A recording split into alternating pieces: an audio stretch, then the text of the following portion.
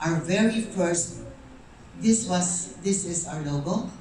The dolphin is there because we saw 128 dolphins as a manifestation that people who commit suicide don't go to hell. So, if you hear any priest saying that they go to hell, could you send that priest to me? Because they don't. Because the dolphins was a manifestation. When I prayed so badly after I lost my child. And it was very provocative. My interview last night with Carmina Constantino asking me, how do you feel giving up the word Natasha Goldborn Foundation? Moving forward to 2020, we are going to move that name to New Good Feelings, and it will be New Good Feelings, Natasha Goldborn still there in the background, but it will be known as NGF Maestro. So, Natasha, you'll always be in our hearts, but I may have to give up your name because when we get international funding, Milad, so special to us. You knew her as a baby girl. You used to carry her, and that's why seeing you is very special today. Thank you, Milad, for the friendship. We have to give her up, her name. I'm okay with that because for international funding, they won't give you if it's in the name of a person. So we tested and tried, and with the go signal of Jerry Paras legally, we are slowly changing the name to NGF Maestro. But in my talks to the youth, I still bring her picture up.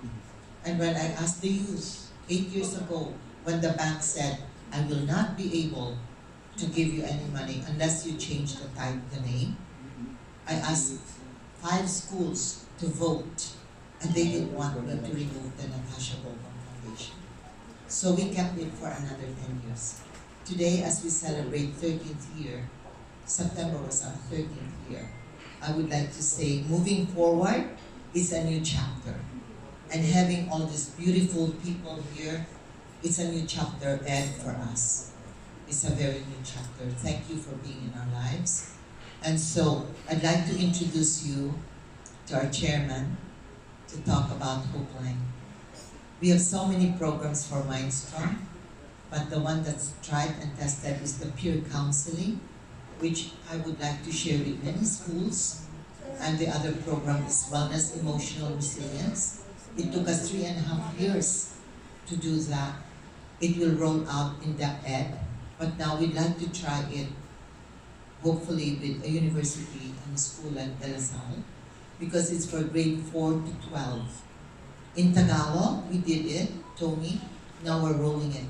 Isn't it beautiful? We're rolling it, it will be part of the curriculum. It's called Homeroom Guidance. So we will have 20 to 30 minutes of self-esteem, building the self-esteem, which is very important amongst the youth. By building their self-esteem and building them physically through sports, we hope that we can conquer half of the problems we're having with the youth. Now, those are the 2 programs that are very strong with us. We have a 3rd program, but the peer counseling goes into academe.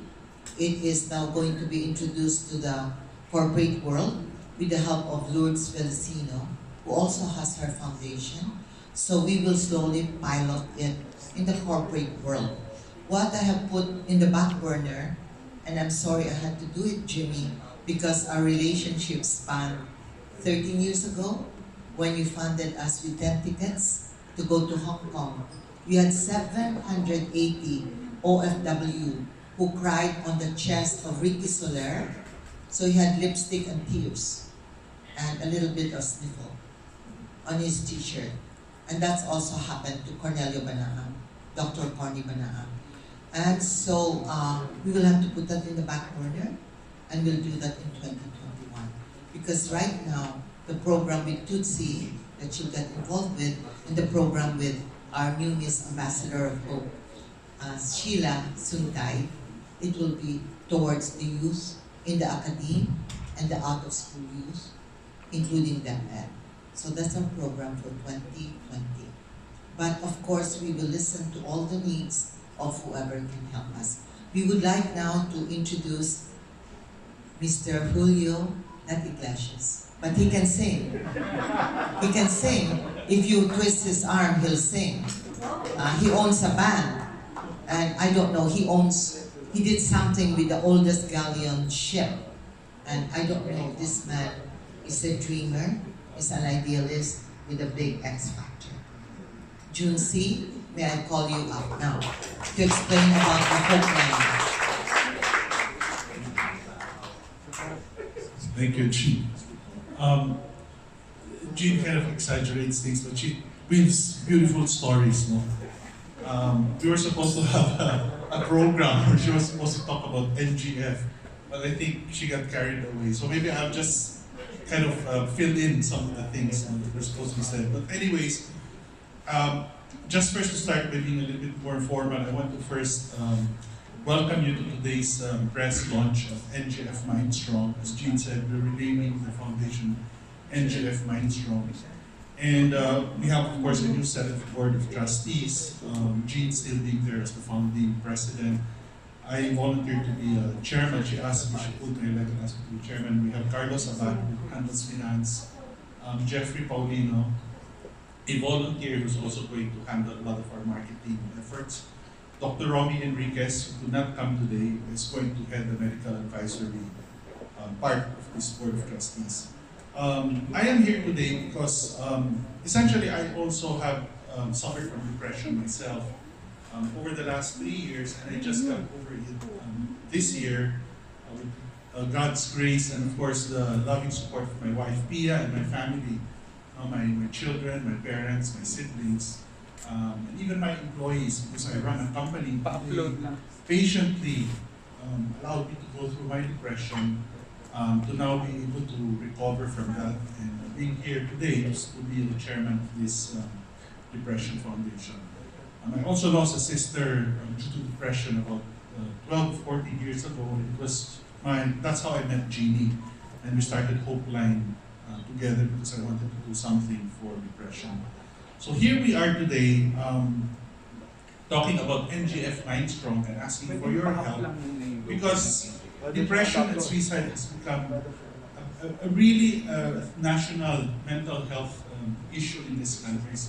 And we wanted to share to you some statistics, because when Jeannie first came to me and talked to me again about coming and helping out with her foundation, I was really very disturbed when I saw the statistics that she showed me. And maybe we can show some of them here. Sir, stand by. There.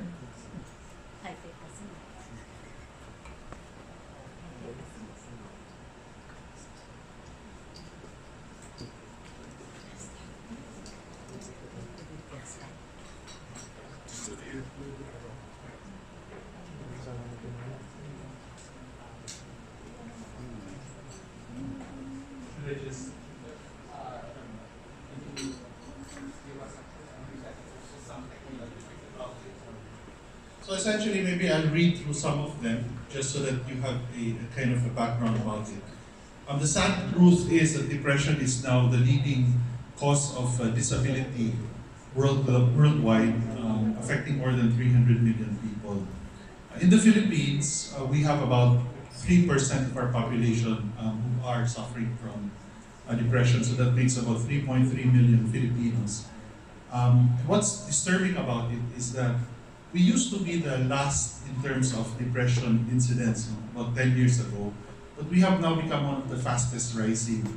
In fact, in the latest stats that were put out, we have become the third or fourth country of depression incidents in the country, and the biggest growth of that age group is really teenage depression. A lot of it has to do with social media, because the Philippines is one of the most active, if not the most active, in social media in Asia, and that also accounts for the fact that teenage depression now accounts for actually 30%. So you could say that if you have 3 million Filipinos who are suffering from depression, about 1 million teenagers 18 and below are suffering from that. And I had a very, I was talking to a a child psychiatrist, one of the leading child psychiatrists in this country. And I asked her, Dr. Nori, I said, how many child psychiatrists are there in this country? And she said, we only have 75. So how can 75 child psychiatrists handle 1 million teenage children?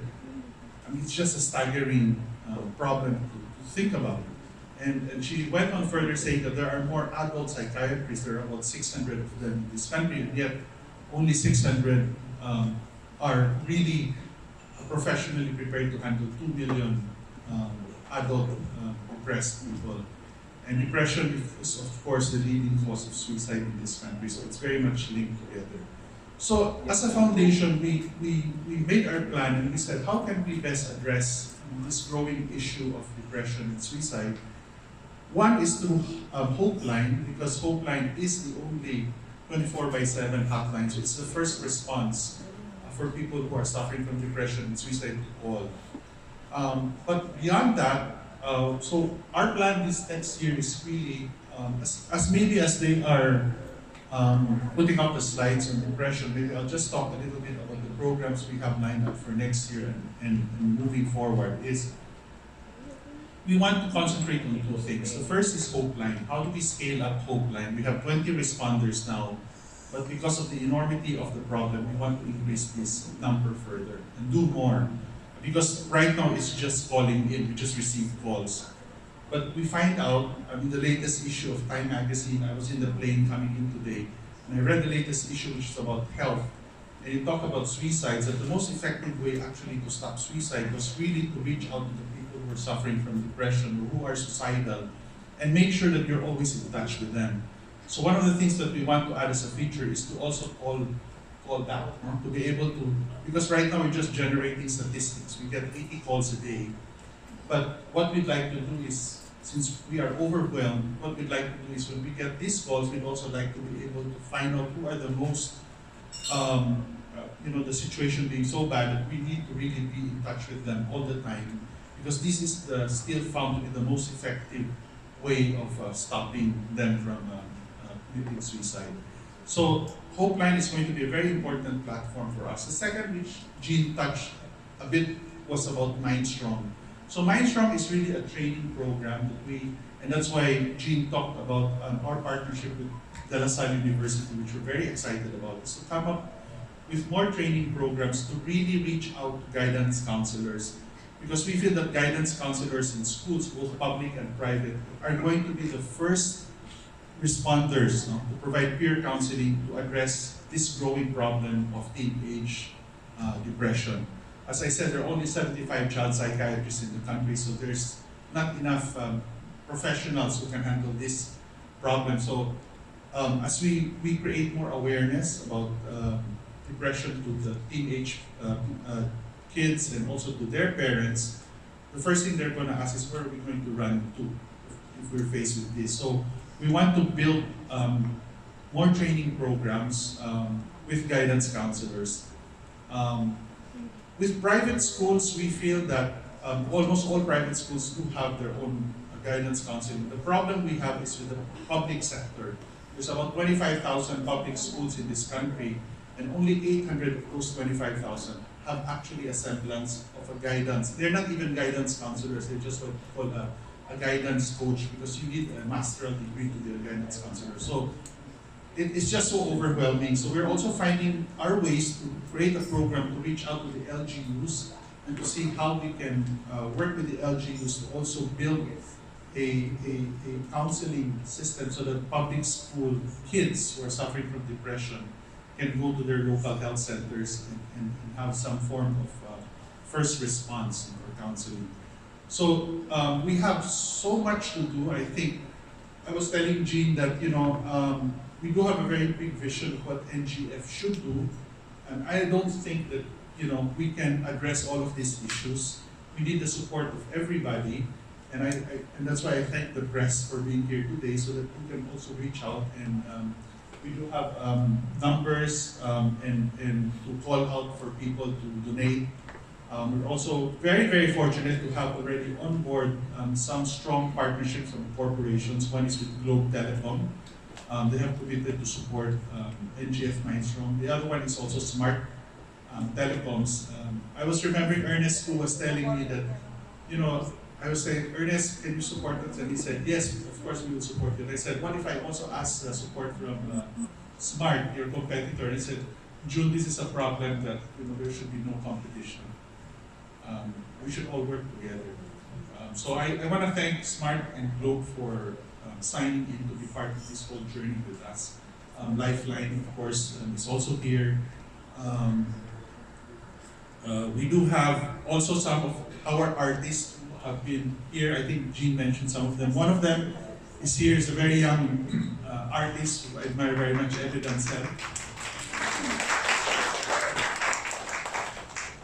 Who's also a known advocate of depression. And we do have other advocates who are also signed on board. So I think we've already shown a lot of slides. We'll be giving it to the press so that they know more about the statistics. I don't want to spend more time with that. So I just wanted to end by saying thank you very much for being here today, for supporting us, for making this advocacy we have more well known, and we hope that one day we can create enough ripples so that more foundations, more organizations, and maybe government, which is really the only organization I think that can handle this on a national level, will really respond to this and hopefully work together with us to be able to really address this major health issue.